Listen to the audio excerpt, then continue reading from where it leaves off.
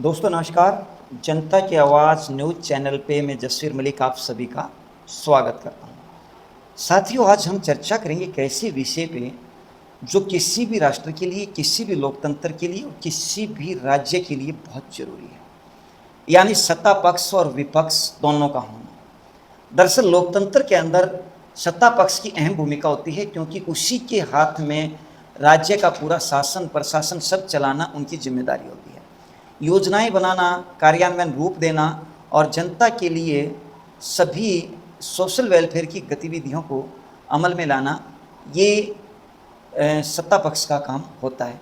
लेकिन जब सत्ता पक्ष से कहीं चूक होती है या गलती होती है या सत्ता पक्ष जानबूझकर कोई गलती करता है, तो विपक्ष का काम होता है जनता की आवाज़ को बुलंद करना, जनता के मुद्दों को उठाना और सत्ता पक्ष पर अंकुश लगाना या सत्ता पक्ष जो गलत काम कर रहा है उनको उजागर करना।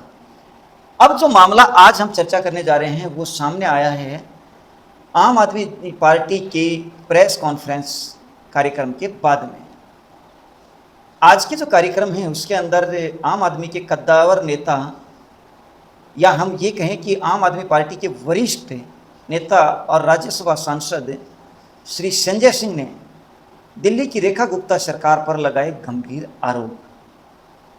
एक बार आज के प्रेस कॉन्फ्रेंस देख लेते हैं। इसमें संजय सिंह जी क्या बोलते हैं। रेखा गुप्ता जी की सरकार में,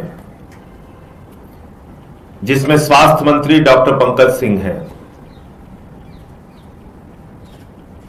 और यह स्वास्थ्य घोटाला कोई छोटा मोटा नहीं है।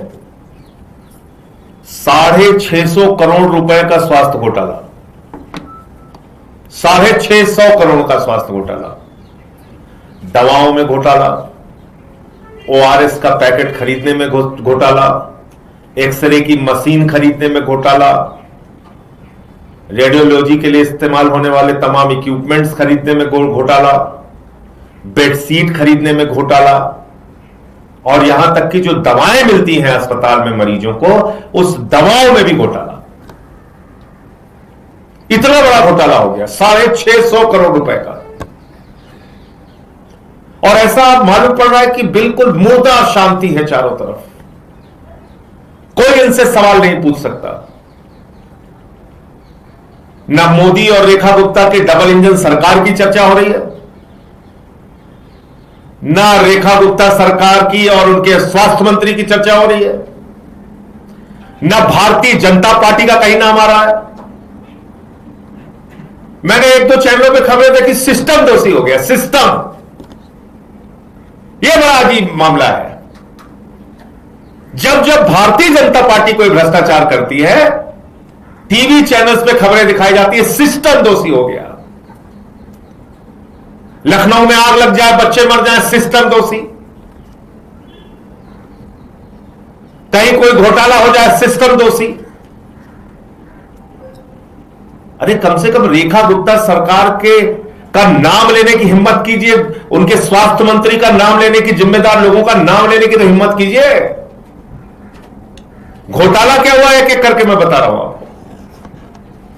पहली गड़बड़ी तो रेखा गुप्ता की सरकार ने किया कि डॉक्टर वत्सला अग्रवाल को सारे नियम कानून ताक पे रखे, जिसके खिलाफ कैंसर अस्पताल में भर्ती के मामले में जांच चल रही थी, उस वत्सला अग्रवाल को 10 सीनियर डॉक्टर्स को पीछे करके, उनको लात मार के इनको स्वास्थ्य महानिदेशक बनाया गया, डायरेक्टर जनरल हेल्थ सर्विसेज।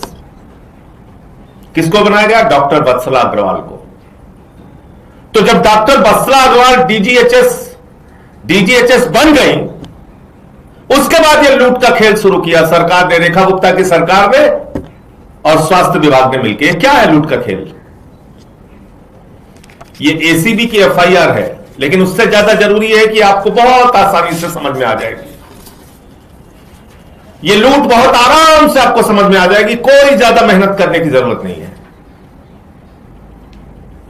इसमें पहली लूट की गई, एक राजीव रंगीला, गाना सुना होगा फिल्म रंगीला का आपने, हो जा रंगीला रे। तो उस राजीव रंगीला ने क्या किया कि कुछ फेक कंपनियां बनाई अपने परिवार के लोगों के नाम पे। और वो फेक कंपनियां बना के एक ठेका निकाला गया स्वास्थ्य विभाग के द्वारा, रेखा गुप्ता की सरकार के द्वारा, भारतीय जनता पार्टी के द्वारा, चंद्रचूड़ पार्टी के द्वारा, डबल इंजन सरकार के द्वारा, और कहा गया 2 एक्सरे मशीन खरीदनी है पोर्टेबल। जाहिर सी बात है, जब 2 एक्सरे मशीन खरीदने की बात आई तो कंपनियों ने ज्यादा इंटरेस्ट नहीं दिखाया। कंपनियों ने ज्यादा इंटरेस्ट नहीं दिखाया तो जो रेखा गुप्ता सरकार की चहेती कंपनी थी, पंकज सिंह की जो चहेती कंपनी थी, जिनसे उनको कमीशन मिलना था, उस कंपनी को टेंडर मिल गया 10 लाख रुपए की एक्सरे मशीन। टेंडर निकलता है 2 एक्सरे मशीन खरीदने का। टेंडर निकलता है कि भैया हमको सिर्फ 2 एक्सरे मशीन चाहिए, लेकिन फिर जब टेंडर अलॉट हो जाता है तो कहा जाता है हमको 448 मशीन दे दो, 448 मशीन दे दो। यानी कि 446 मशीनें अचानक बढ़ जाती हैं। एक्सरे मशीन खरीदने के लिए टेंडर निकाला गया 2, वो हो सकता था 4, 5, 10, 12, 15, 20, 448 मशीनें बढ़ा दी गई उसको। जब टेंडर मिल गया अपनी चहेती कंपनी को, रेखा गुप्ता और पंकज सिंह की चहेती कंपनी को, तो फिर उस एक्सरे की संख्या हो गई 2 से बढ़ा के 448 और 10 लाख रुपए की एक्सरे मशीन जो दूसरे अस्पतालों को 10 लाख रुपए में यही कंपनी सप्लाई करती है, वो राजीव रंगीला ने सप्लाई किया 33 लाख रुपए में। जो 45 करोड़ का माल था वो बेचा 145 करोड़ रुपए में। तो सीधे सीधे यहां पर करीब करीब 100 करोड़ का घोटाला इन्होंने किया। 148 करोड़ रुपए का पेमेंट हुआ, जबकि 10 लाख के हिसाब से 48 करोड़ का पेमेंट होना था। 148 करोड़ का पेमेंट हुआ, 100 करोड़ रुपए का भ्रष्टाचार तो एक्सरे के मामले में हो गया। फिर आया बेडशीट का मामला, बोले चादर खरीदनी है साहब अस्पतालों के लिए। बोले खरीदो चादर, बोले रंगीन चादर खरीदनी है, हर दिन एक अलग कलर का चादर, आज हरा, कल पीला, परसों लाल, फिर काला, फिर भूरा, फिर गुलाबी, 7 दिन अलग अलग रंग के चादर खरीदे जाएंगे। यह निर्देश जारी किया गया क्योंकि चादर की संख्या बढ़ानी थी। चलो भैया 7 रंग के जगह मैं कह रहा हूं 15 रंग के चादर खरीद लो, 15 रंग के चादर, 7 की जगह 15 रंग के चादर खरीद लीजिए और उसी 15 चादर को धुल के बार बार इस्तेमाल करते रहिए। तब भी महीने में 2 दिन में एक बार चादर का नंबर आ जाएगा। 15 चादरें हैं तो 15 चादर में घर चल जाता नहीं चल जाता? आप लोगों का पत्रकार बंधुओं चल जाता है ना? चलो 30 कर लो यार, हर दिन एक चादर बदलो तो साल भर बीत जाएगा 30 चादर में कि नहीं बीत जाएगा? रेखा गुप्ता की अनोखी सरकार ने, रेखा गुप्ता की अनोखी सरकार ने, डबल इंजन मोदी रेखा की सरकार ने, रेखा पंकज सिंह की सरकार ने, चंदा चोरों की सरकार ने, जानते कितना चादर खरीदा एक बेड के लिए? 111 चादर। एक बेड के लिए 111 चादर। बोले दिल्ली के अस्पतालों में चद्दर इस्तेमाल होगा 3 दिन तक। एक चद्दर नया चद्दर बिछाया जाएगा, फाड़ के उसको फेंका जाएगा, फिर दूसरा चद्दर, फिर उसको फाड़ के फेंको, फिर तीसरा चद्दर, फिर उसको फाड़ के फेंको, फिर चौथा चद्दर, फिर उसको फाड़ के फेंको। ऐसा तो ताज होटल में भी नहीं होगा, JW मैरियट में भी नहीं होगा। एक बेड के लिए 111 चद्दर खरीदे गए दिल्ली में। ये घोटाला नहीं, महा घोटाला है। सुन के आपकी आंखें निकल आएंगी। पता नहीं क्यों पूरा का पूरा इस समय जो तंत्र है वो शांत बैठा हुआ है। हमारी सरकार होती तो गर्दन दबा देते अब तक। कहते यहीं गड्ढा खोदो, यहीं कबर गाड़ो इनकी सबकी, मंत्रियों की भी गाड़ो, सबकी गाड़ो यहीं पे खोद खोद के। ये मजाक है कोई? 15,000 बेड के लिए 16 लाख से ज्यादा चादरें खरीद दी गई। 15 लाख बेड के लिए 16 लाख से ज्यादा चादर खरीद दी गई। तमाशा हो रहा है। और वो चादर कितने में खरीदी गई? 450 रुपए में एक चादर। कौन सी चादर? जो यही कंपनी एम्स जैसे प्रतिष्ठित देश के सबसे बड़े अस्पताल को सप्लाई करती है 150 रुपए में। ज्यादा दूर एलएनजेपी यही है, एम्स भी यही है, ज्यादा दूर नहीं है। अपना कैमरा लेके जाइए और पता कीजिए एम्स को इस कंपनी ने चादर कितने में दिया है? 150 रुपए में एक चादर। और रेखा गुप्ता की डबल इंजन मोदी रेखा की सरकार को 450 रुपए में ही चादर दी गई। कितनी? 15,000 बेड के लिए 16 लाख से ज्यादा चादर। यह करोड़ों रुपए का घोटाला यहां हो गया। इसके बाद नंबर आता है ओआरएस पैकेट का। 2.5 रुपए का पैकेट ओआरएस घोल का। ओआरएस घोल का प्रचार कर रही थी हमारी मुख्यमंत्री। ओआरएस घोल पिलाओ, ओआरएस घोल पिलाओ, गर्मी भगाओ, गर्मी भगाओ। ओआरएस घोल पिलाते पिलाते माल इधर लाओ, माल इधर लाओ करने लगी। साढ़े 7 करोड़ में खरीदा 15 रुपए की दर से। कितने की? 15 रुपए की। ओआरएस का पैकेट कोई भी चला जाए 2 रुपए का मिल जाएगा, ज्यादा से ज्यादा 2.5 रुपए का मिल जाएगा। 15 रुपए का ओआरएस का पैकेट, एक पैकेट। इसमें घोटाला किया। अब असली खेल आता है दवाओं के खरीद का। पहले दिल्ली सरकार में व्यवस्था थी कि भाई अगर आपको दवा खरीदनी है कोई इमरजेंसी में तो आप लोकल जो केमिस्ट है उससे दवा खरीद लीजिए। जाहिर तौर से लोकल केमिस्ट से जब आप दवा खरीदते हैं अपनी जरूरत के मुताबिक तो एमआरपी के रेट पे देता है, महंगी दवाएं देता है। लेकिन अब जब आप थोक में खरीदते हैं, दवा बनाने वाली कंपनियों से खरीदते हैं, तो वही दवा आपको करीब करीब 70 से 80% कम दामों में मिलती है। यह एक सर्वविदित सत्य है, कोई इसमें छिपी हुई बात नहीं है। लोकल केमिस्ट से कितने की खरीद की जा सकती है? साल में 1 करोड़ की, 2 करोड़ की। लोकल केमिस्ट से 3, 4, 5 करोड़ की खरीद की जा सकती है। हमारी बहादुर रेखा गुप्ता की सरकार ने, डबल इंजन वाले ने, मोदी रेखा और पंकज की सरकार ने, जिनके पास 3-3, 4-4 इंजन है, इन्होंने 400 करोड़ रुपए की दवा लोकल केमिस्ट से खरीदवाई। और मैं नहीं कह रहा हूं, एसीबी कह रही है कि राजीव रंगीला, ले जा रंगीला रे, वो 300 करोड़ रुपए इसमें दलाली खाया हुआ है। ये एसीबी के कागज में लिखा हुआ है। कितने की दलाली? 300 करोड़ रुपए की। ऐसे तमाम भ्रष्टाचार है। पढ़ूंगा तो काफी लंबा समय लग जाएगा। करीब करीब 650 करोड़ रुपए का भ्रष्टाचार है।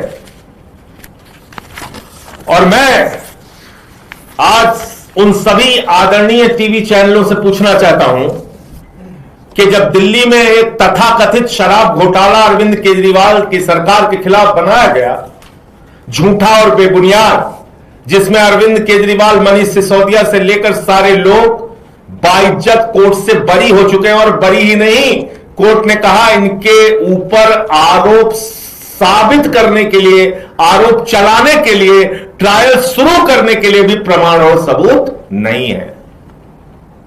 कोई चार्ज ही नहीं बनता।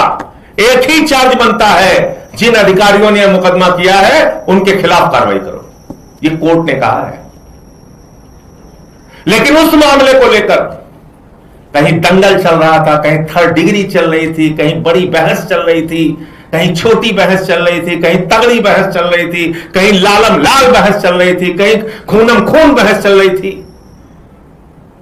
इसको इस्तीफा क्यों नहीं दिलवाते, इसको फांसी पे क्यों नहीं चढ़ाते, इसको अभी तक खोदा क्यों नहीं, कबर क्यों गाड़ा क्यों नहीं, इनको अभी मंत्री घूम कैसे रहा है बाहर। हमने उन डिबेट्स का सामना किया है। गली गली में ठेका, गली गली में ठेका। ऐसा प्रचारित किया गया, कोई काम नहीं किया केजरीवाल जी की सरकार ने, ना स्कूल बनाया, ना अस्पताल बनाया, ना बिजली दिया, ना पानी दिया, न माताओं बहनों के लिए बस की फ्री यात्रा की, न सड़कें बनाई, कोई काम नहीं किया, गली गली में ठेका।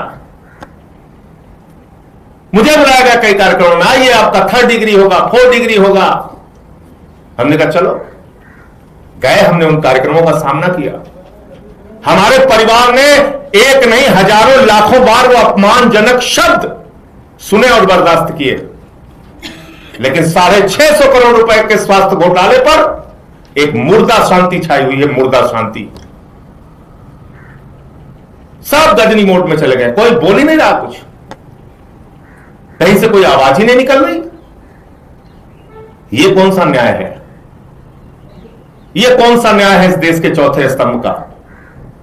मैं बड़ी विनम्रतापूर्वक आप सबसे पूछना चाहता हूं, क्यों नहीं चर्चा होनी चाहिए, क्यों नहीं सवाल होना चाहिए इन सारे मुद्दों पर?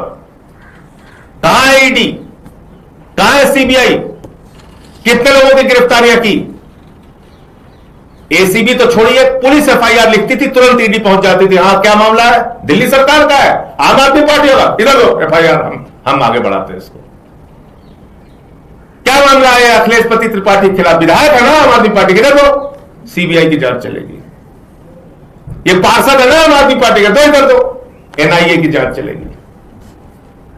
इस तरह की प्रताड़ना हम लोगों ने झेली है, और 650 करोड़ रुपए के भ्रष्टाचार पे ना अभी तक कोई ईडी की प्रेस कॉन्फ्रेंस हुई, ना सीबीआई की प्रेस कॉन्फ्रेंस हुई, ना किसी के घर में छापा मारा गया, ना किसी की गिरफ्तारी हो गई। यही है तुम्हारा दोहरा मापदंड नरेंद्र मोदी जी, जिसके लिए हम लोग बार बार कहते हैं आपकी सारी की सारी सरकारें ऊपर से लेकर नीचे तक, चाहे डबल इंजन हो चाहे ट्रिपल इंजन हो, सब भ्रष्टाचार में आकंठ डूबे हुए हो, जमकर लूट रहे हो देश को, जम के भ्रष्टाचार कर रहे हो। वरना आपके नाक के नीचे रेखा गुप्ता की सरकार चल रही है, अभी तक एक मंत्री की गिरफ्तारी नहीं हुई, ना स्वास्थ्य मंत्री की गिरफ्तारी हुई, ना मुख्यमंत्री से इस्तीफा मांगा गया,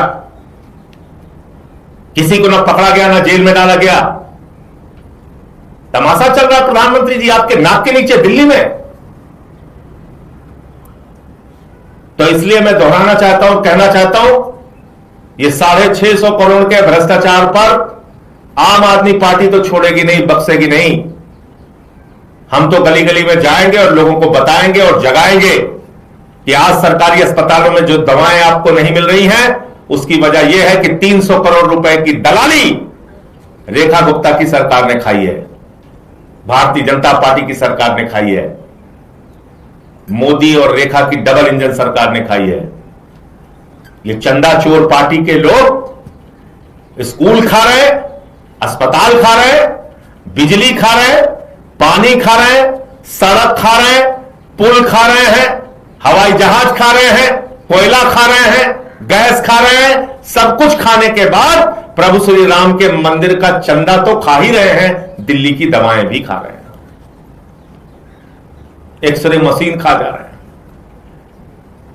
अस्पतालों में बिछने वाली चादर खा ले रहे हैं।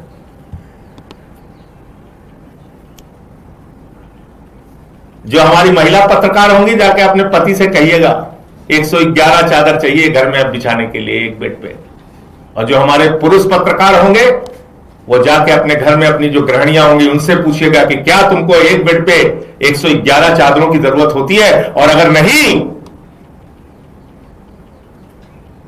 तो आप मुझे बताइए। दिल्ली के अस्पतालों के लिए 7 रंगीन चादरें खरीदने का ऑर्डर हुआ और 111 चादर एक बेड के लिए। ये कौन सा, ये किस प्रकार का यहां पे मामला चल रहा है? बहुत बहुत धन्यवाद। मुझे इतनी बात कहनी थी, आपका कोई प्रश्न आप पूछ सकते हैं। सर, इस मामले में एसीबी की जांच हो रही है और 3 लोगों की गिरफ्तारी हुई है।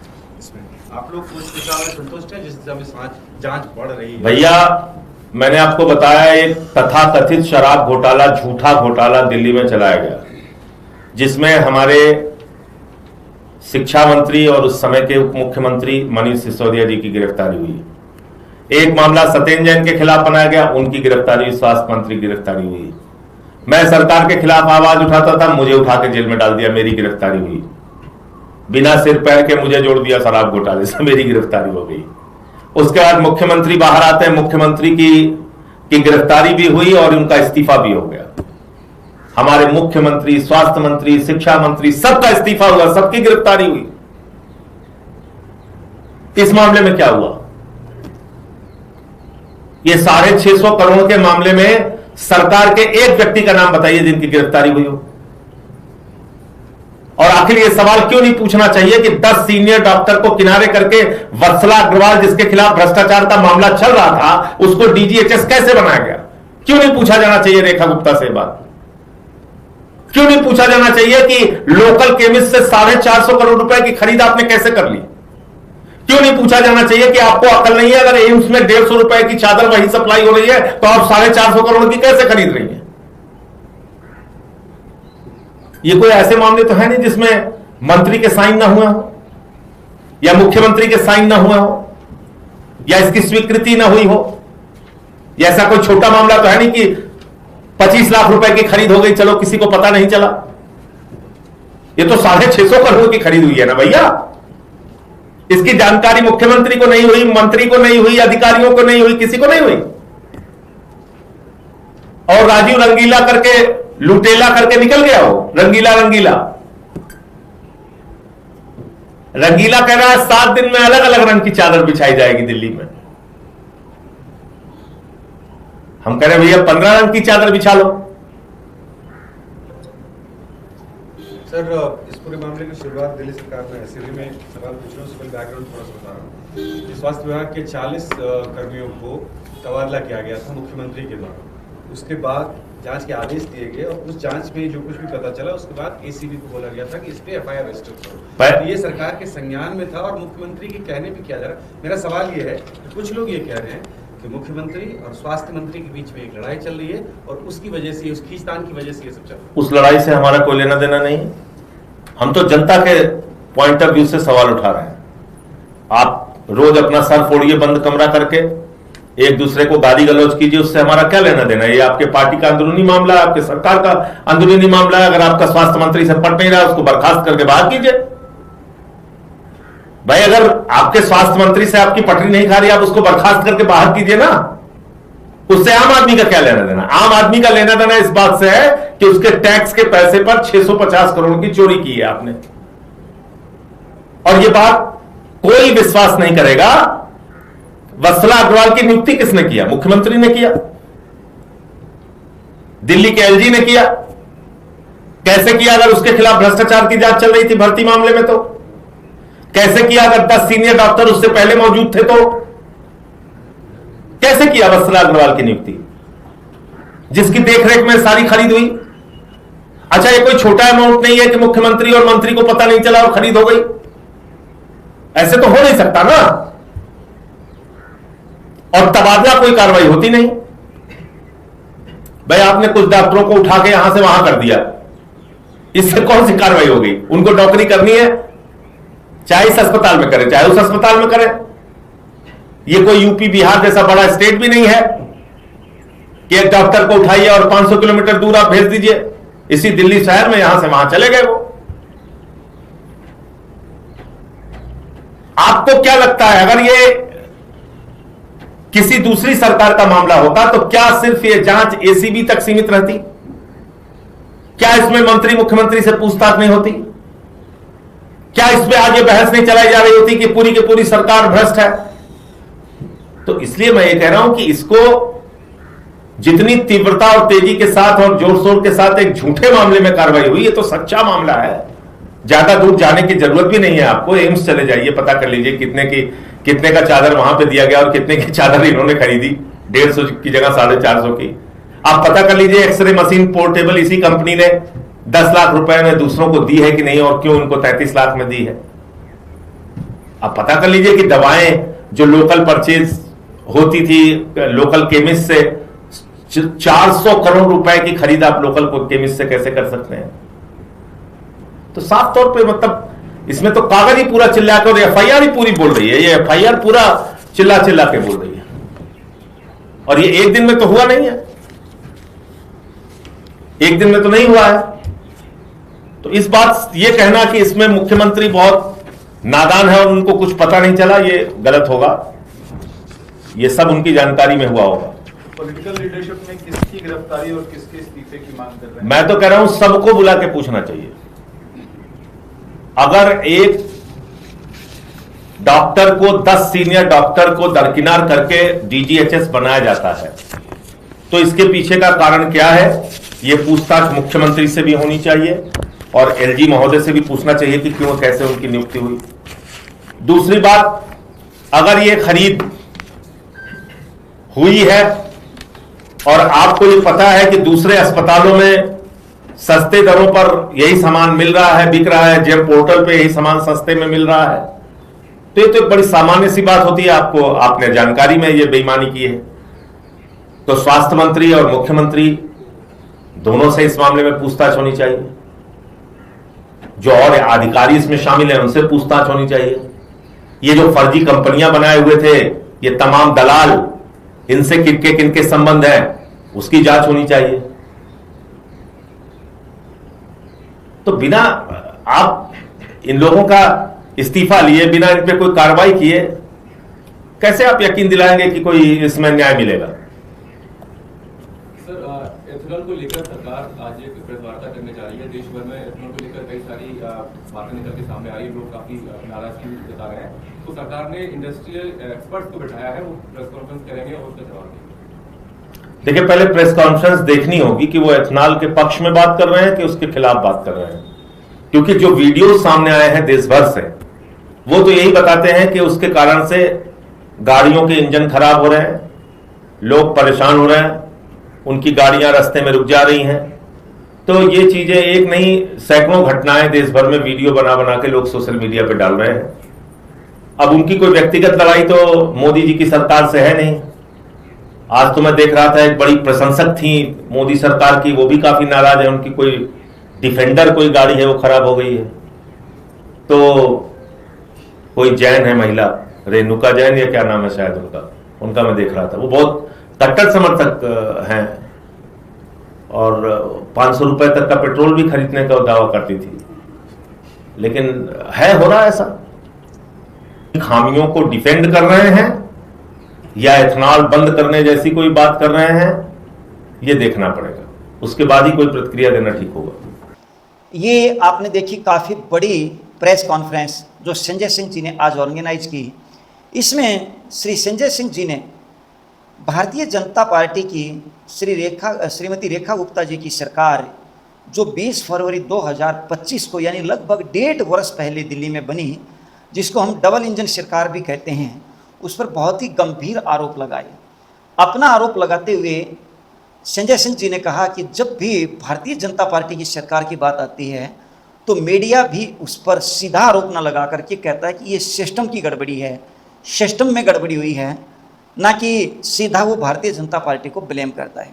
आगे श्री संजय सिंह जी ने कहा कि श्रीमती रेखा गुप्ता जी की सरकार की जगह अगर किसी और की सरकार होती, यानी वो ये कहना चाह रहे हैं कि भारतीय जनता पार्टी की सरकार की बजाय अगर किसी और दल की सरकार होती तो उस समय ईडी, सीबीआई, इनकम टैक्स, पता नहीं कौन सी एजेंसी जा चुकी होती और इसमें केवल जो है 650 करोड़ के बहुत बड़े घोटाले में अभी तक खाली एसीपी की जांच हुई है। क्या यही सफिशिएंट है? साथियों, ये मुद्दा क्या है, इसकी पूरी जांच होनी चाहिए। जो आरोप श्री संजय सिंह जी ने लगाए हैं, यदि वो आरोप श्रीमती रेखा जी की सरकार पे स्टिक बैठते हैं तो इस पर उचित कार्रवाई होनी चाहिए, जो कि मैं मान भी सकता हूँ कि आज के दिन भारतीय जनता पार्टी की सरकार केंद्र में भी है और दिल्ली के अंदर भी है, और केंद्रीय एजेंसियाँ जो है विभिन्न दलों की सरकारों के साथ या विभिन्न राज्यों में या जहाँ पे भी किसी भी तरह का कोई अनियमितता होती है, कई जगह ऐसा भी हुआ कि जब भाजपा के राज्य हैं, भाजपा की सरकार है, वहाँ पे भी अनियमितता होती है तो केंद्रीय एजेंसियाँ वहाँ पे भी जांच करती हैं। और सरकारों के मामले में मैंने ये भी नज़र आया कि मामले की जांच बड़ी तत्परता से की जाती है, क्योंकि मैं अगर पीछे का एक ईडी का रिकॉर्ड देखूं तो लंबे समय तक ईडी ने एक बड़ी रिकवरी करके सामने रखी है। लेकिन मीडिया का जो काम है वो चौथे स्तंभ का काम होता है। लोकतंत्र के अंदर अपनी भूमिका मीडिया को भी निभानी चाहिए। इस मामले में किसी को दोषी मान लेना और किसी को क्लीन चिट दे देना ये सही नहीं है जब तक उस मामले की जांच नहीं होती।